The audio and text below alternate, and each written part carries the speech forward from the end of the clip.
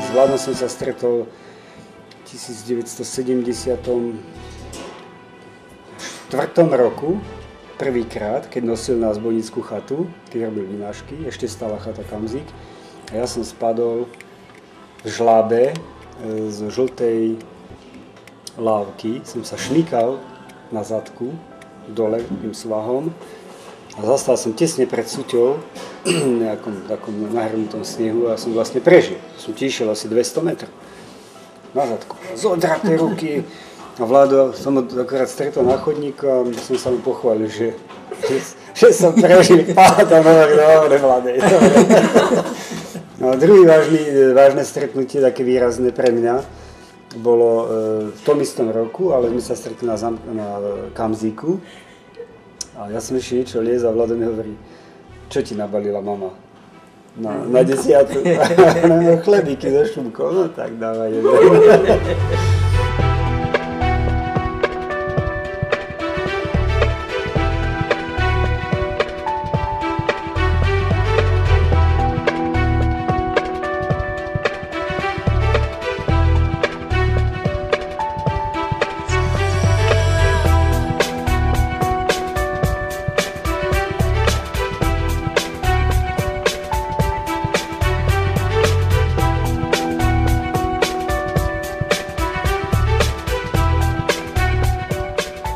Strašne túžil byť horolezcom a pracovať v horskej službe alebo byť niekde na chate, tak to bol taký môj sen neskutočný. A vtedy boli prednášky v Park hoteli a si pamätám, že z takej prednášky som išiel, vtedy sa to volala taká vináreň Hubertus a som išiel za tým Vladom s takou malou dušičkou sa k nemu prihovoriť a ho požiadať, že či by ma nezobral na nejakú túru lezeckú a podobne. Ja som mal také staré mačky, čakan, nebol som vybavený jedno s druhým, ale bol som veľký športovec.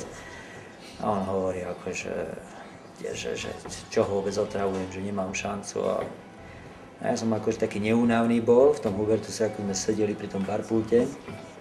A potom, že no, bude ochotný sa so mnou rozprávať proti vínu.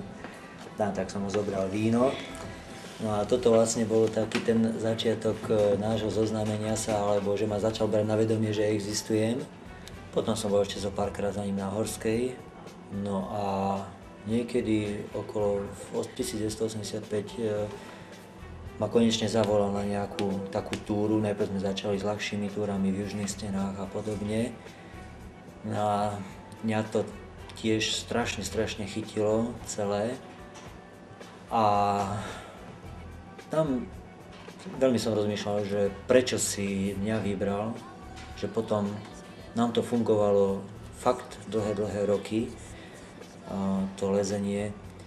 V prvom rade to bola teda taká, že ja som nikdy nemal ambície liezť ako prvolezec a to bola základná podmienka Gypsyho, nemať pri sebe konkurenciu a tak, jak mal on svoju myšlienku o nejakom výstupe, prvovýstupe alebo o niečom, tak si to chcel aj sám zrealizovať. Na druhej strane, ale to mi aj sám potvrdil, potreboval mať niekoho, kto ho bezpečne zaistí, kto mu urobí taký nejaký ten servis k tomu, k tým výstupom a vlastne ja som mu bol za to vďačný, že vôbec, že ma berie so sebou, ja som bol absolútne neskúsený, všetko som sa učil od neho. Prvé 2-3 roky boli veľmi ťažké, lebo komunikácia s ním bola neskutočne náročná. Ja si pamätám, že keď sme išli prvýkrát na sever, sme začali v Bielovodskej doline, potom v Kolovej doline, tak sa stalo to, že počas prechodu dolinou on nerozprával, musel som mu stále stačiť, čo bolo veľmi náročné pri jeho kondícii a mojich začiatkoch. Druhý moment, keď sme prišli pod stenu, tak ako nebol čas na to som ešte vtedy nevedel, sa nejak moc zdržovať, lebo kým ja som sa obliekol, chystal, tak on už liezol. No a než som prišiel k lanu, tak som musel doliezať k tomu lanu rýchlo a ešte mu nadávať a ho chytiť to lano, aby som sa mohol zaviazať. Samozrejme, že to bola potom hubová polievka neskutočná, ma sprdol, že on so mnou končí, že nebude so mnou liezť.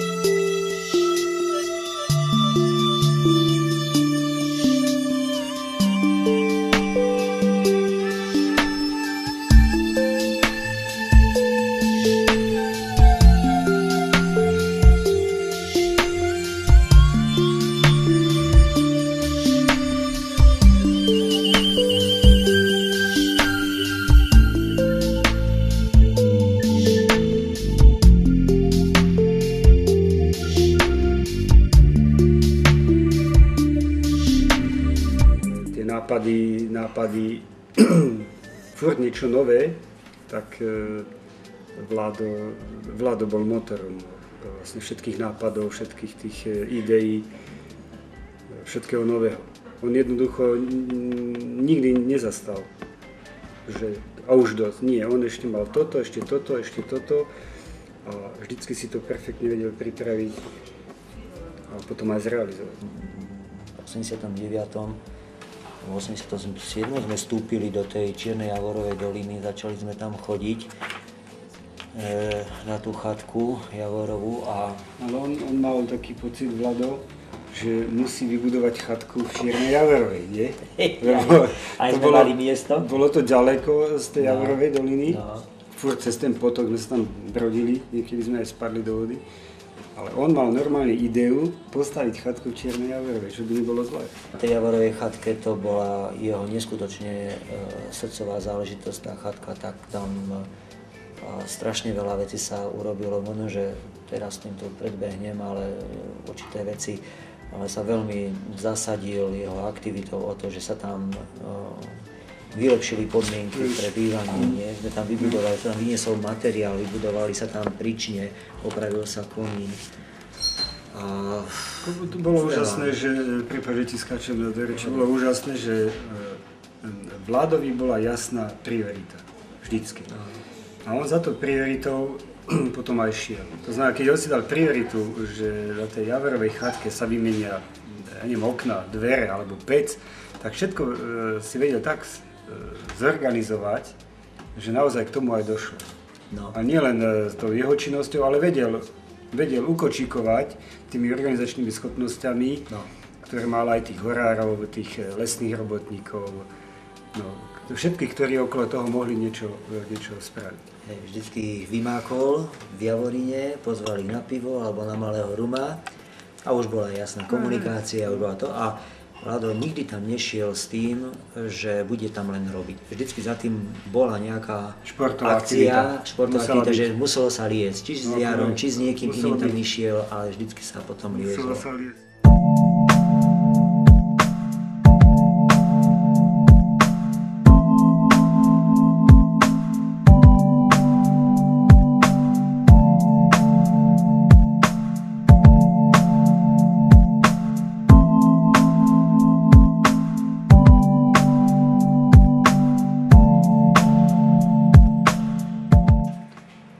Vlastne on si vedel podebatovať, pokecať s tými robotníkmi lesnými, ktorí, keď sedíš s nimi v tej rozohriatej miestnosti, tak z nich cítiš ten les. Vieš, tú vôňu toho, možno, že niekomu by to mohlo s prepáčením smrdiť, ale to je vôňa, ktorá z tých ľudí vychádza, pretože ty máš v tých šatách tú vôňu toho lesa. Vždycky sme stávali o tej 4:00 ráno, hej, kým sa navarí, všetko jedno, o takej 5:00, 5:45 sa vyrážalo do doliny a už o 6:30, o 7:00 sa liezlo. Veľmi skoro, ako to bola jeho zásada, vždycky začať veľmi skoro ráno liezť.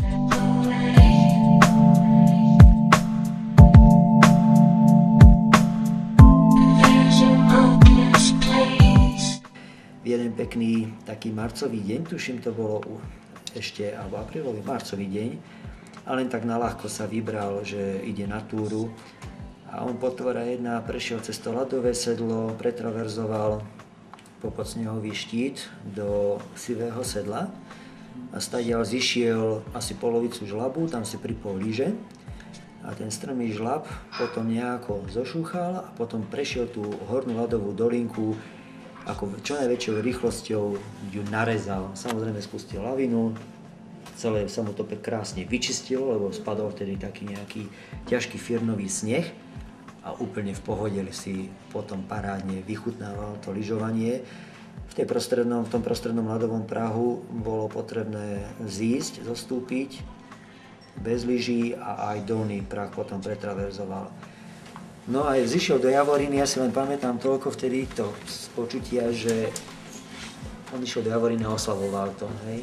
Zabudol sa, služba končila a začali ho hľadať. No, vedeli, že išiel niekde že tým smerom do Javorovej doliny, tak normálne vyrazilo aj auto na jeho záchranu, že sa mu niečo stalo. Hej. normálne na jeho záchranu a potom nejakým spôsobom, či ste sa stretli, či čo, Marian Tonkovič bol vodič. Mobily neboli vtedy? Nebol mobil, vysielačka nejak tam nemala dosah a Marian Tonkovič bol vodič toho zásahového vozidla a videl prichádzať autobus Lisa Polana, neviem, Poprad. Stočil auto pred autobus. Vodič musel zostať. Hej. Sa začal rozšľovať, čo sa deje. Že hľadáme takého kolegu a hovorí, že je tu jeden. A Vlado sedel v autobuse. Bol troška unavený. Tak sme ho prehodili len do toho nášho auta a išli sme nazad do Smoklovca. Bolo to famózna akcia, famózny deň, to skutočne stojí za zmienku, lebo to odvtedy to nemá opakovanie, nikto to neporižoval.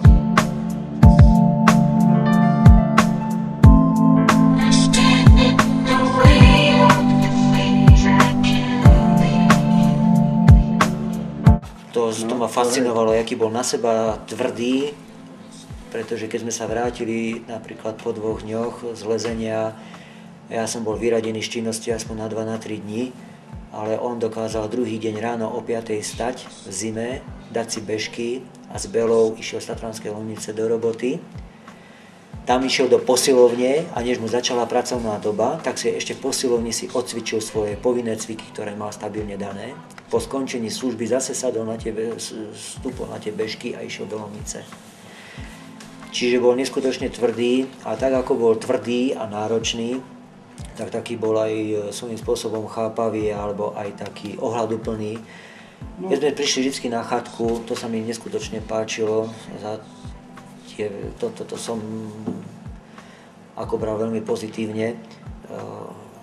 Vstúpili sme do chatky a mali sme úplne v tichosti automaticky rozdelené úlohy. Ja som šiel pre vodu, pre ktorú bolo treba ďaleko ísť, išlo vždy, bola to aká bandacká, buď na 2-krát. Hej, ja najmladší, tak to je jasné, Vlado zakúril, potom sme si zohriali vodu, ja som pomýval riady, on navaril, on toto. Proste on neprišiel ako jeden veľký boss a nechal sa obsluhovať, ale vzájomne sme sa doplňali tieto činnosti. Ja som sa mu už nemontoval v tých ďalších rokoch do činnosti, ktoré som vedel, že on stabilne robí a sa na ne teší. Robilo mu to radosť a preto v tých horách bolo, aby aj si priviedol radosť. Druhá vec potom bola, keď už sme končili to jedenie a bolo treba ísť spať. On mi povedal, že on sa nikde nevie tak dobre vyspať ako v Javorovej chatke alebo pod Muráňom, proste v horách. On sa nevedel dobre vyspať, proste keď bol v paneláku alebo medzi ľuďmi. No ráno sme stávali vždy o tej 4:00, čo teda pre mňa bol skutočný problém sa spamätať, prebrať sa. Vlado vstal, dal si tú svoju cigaretu, zakúril, uvaril kávu, nalial do hrnčeka, prišiel ku mne a s voňajúcou kávou ma budil. To bolo ako pravidelne. To bolo fantastické, famózne.